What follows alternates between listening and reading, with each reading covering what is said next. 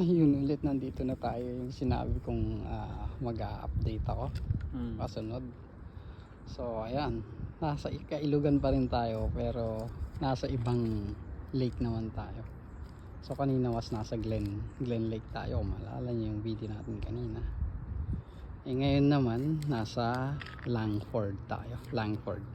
Nasa pa rin tayo sa Victoria Island, sa Langford City, Langford City yata, o Langford Province, dito sa Victoria Island. And may natsambahan tayo, nasa gilid, nakitang kita siya.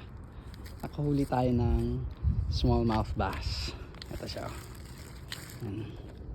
smallmouth bass, laki na rin po, itim po, no? Ang itim din yung isda. Yan. So yan yung nahuli natin.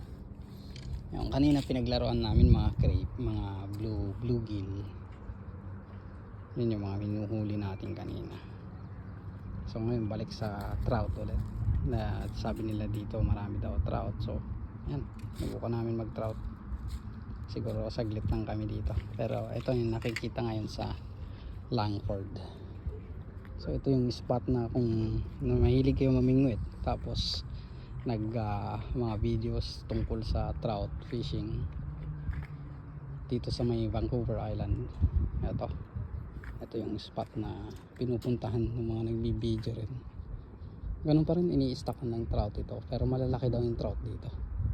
So hoping bago tayo sunduin ng kapatid ko pabalik ng campsite, makahuli man lang or makakakita tayo ng makakahuli ng trout. Ang dami namin dito. Lang rods yan, 1, 2, 3, 4, 5,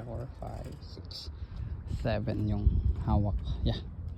Tayong 6 na rods. So far wala pa rin kumakagat sa mga rod namin tsaka rod nila. So most probably maya pa or talagang hindi lang pinupuntahan ng mga isda yung nagtapunan namin.